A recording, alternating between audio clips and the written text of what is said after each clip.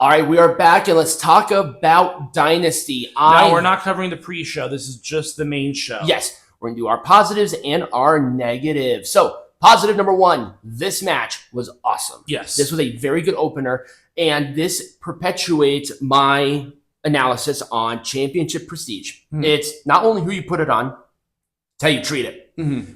When the less the title is challenged, when there are people in an established brand gunning for the title because they want the championship, that adds prestige to the title. I have noticed that there have been a lot less titles on the line during the shows because I think that Tony has learned his lesson. Yes, but we need to stop with the title eliminators. Yes. Because Swerve Strickland and Kyle Fletcher had a world title eliminator. Where in the fuck does Kyle Fletcher get any sort of thing that he gets a world title shot? Right. That's not how this works. Roman Reigns wasn't facing random people in non-title matches in an eliminator. Right. They fought to become the number one contenders. Right.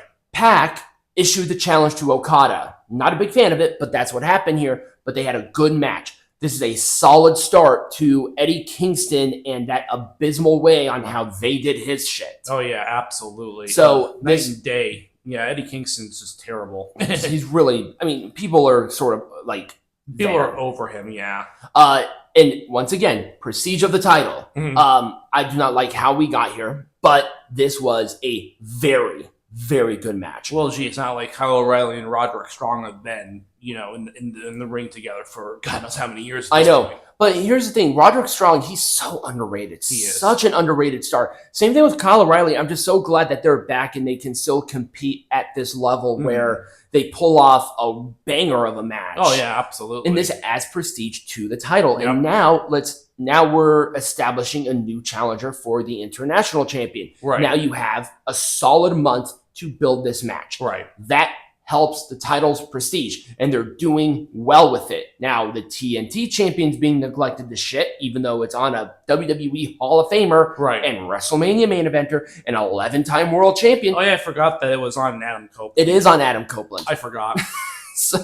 And once again, look at the difference. Yeah. You know it's Roderick Strong. You know it's Kazuchika Okada. Right. Who's Adam Copeland? I don't know. I don't know. Maybe I'll consult Edge.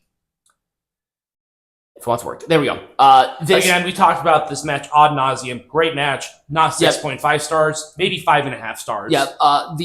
Can we stop with this Storm Driver move that double underhook lift and just drop right on the fucking head? I think that Will Ospreay said afterwards that he is retiring that move. Thank God. It is a terrifying move. Yeah, it's very dangerous. It's unbelievably dangerous. Yeah. Dude, you could have killed Bryan Danielson's career early. Yeah. Because he is hurt. This was awesome in every way. Yes, Jack Perry coming back. And how he did it. Yep. The crowd's reaction to it. Yep. He got booed out of the building. Yeah. He has good presence. Yep. The guy's getting a lot better, but he's a natural heel. Yeah, he is. So this is definitely something that I am 100% for. Yep. Then them establishing that he is part of now the new elite just makes it even better. Yes. Once again, sometimes it's the follow-up that makes the show. Yep. This is obviously, again, we talked about this ad nauseum, a good decision. Yep, he deserves this title. Yes. He worked hard for it. Yep. He became the number one contender. He had a good match with Samoa Joe. Yep. And now the follow-up was piss poor. But you know what? I was happy in this moment, so it gets a full thumbs up from me. Absolutely. Now, let's go into the negatives, because there were a few. There weren't as many, but there were a few. The random 6-man tags. Oop, that's the wrong 6-man tag. Well, kind of. So this match and the match with Copeland, Kingston, and Jay Briscoe's brother taking on House of Black. These are ridiculous. Yes, they were spot fest rush. Whole 9 yards. Yeah, exactly. They were just terrible.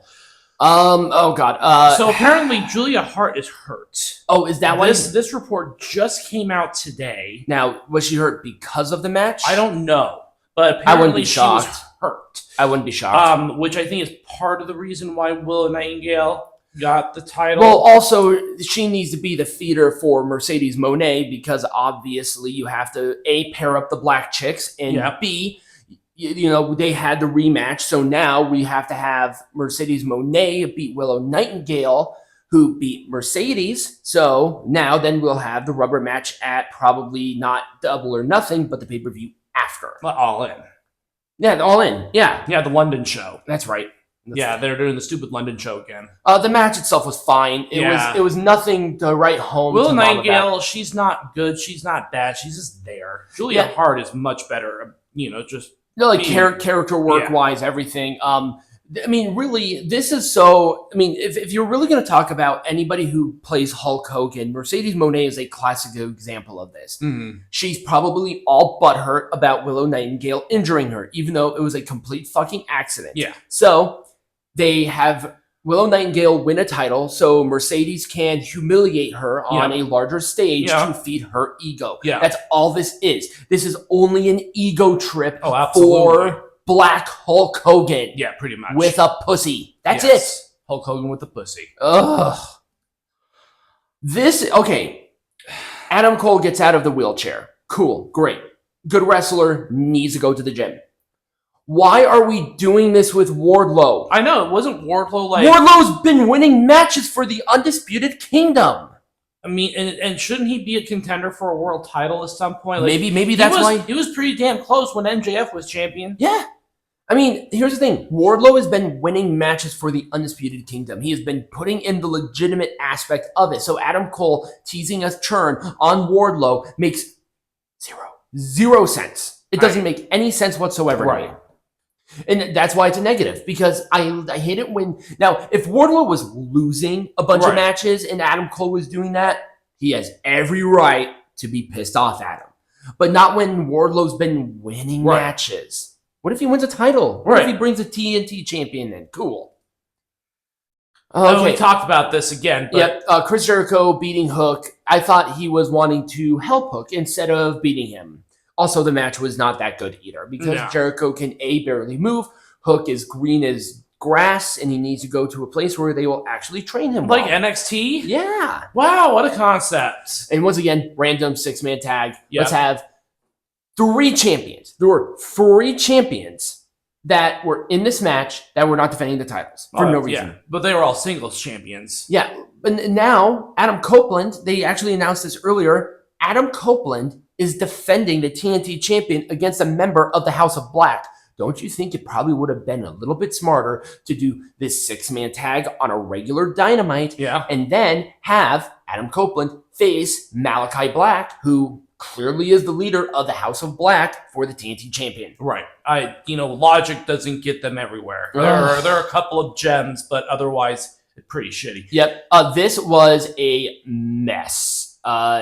It was fine. It was pretty forgettable. Like, both women's matches were pretty forgettable. Yeah, this felt horrible I feel bad for Thunder Rosa. Yeah. She never lost this title. This should have been booked better. Then she loses, and now it's going to be Serena Deeb and Timeless Toni Storm, which is fine. I think that'll be fine, but this is just a total throwaway match, and both of these women deserve better than that. Yeah. I don't know why this isn't. Oh, that's why. Because of the claim of the North American champion match, this being the best one. It's patently absurd. Because here's the thing. Not only is it patently absurd, but also, don't you realize that calling something the best of something is objective? Yes. So, guess what? This cannot be right. Literally. Right. Like, literally, it cannot be right. Because that is... That's a subjective claim. Yeah, it's not across the board. Right. I like the match. And I'm not going to sit here and say because my taste in wrestling, which is the right taste in wrestling, and Dave Meltzer's taste in wrestling, which is pay me money. Which is subjectively the wrong way. Right, exactly. Of being a journalist. Yeah, he is not a journalist. I'm sorry. This is not a journalistic point of view. By patently cannot be. Right. Now, if he reported that people were saying that it was the greatest match, it still would have been wrong, but at least he's reporting it in an objective way, but yet he perpetually makes himself... I don't think he ever says that these are subjective. I think that all of his opinions, they're just that. They're just opinions. It's his opinion that it is the best match in North America. It is the wrong opinion, but that's also the subjective answer. Right. But anyways... but that was really it for the good and bad. Overall, for Dynasty, it was better than I expected. Oh, yeah. The undercard was the shining star. Yeah. I liked Swerve and Joe, but it wasn't the best match on the show. I believe, for me, it was either this match or the Roderick Strong Kyle O'Reilly match. Those two were very good matches. When we come back, we're going to talk a little bit more about Tony and his neck brace. Yes.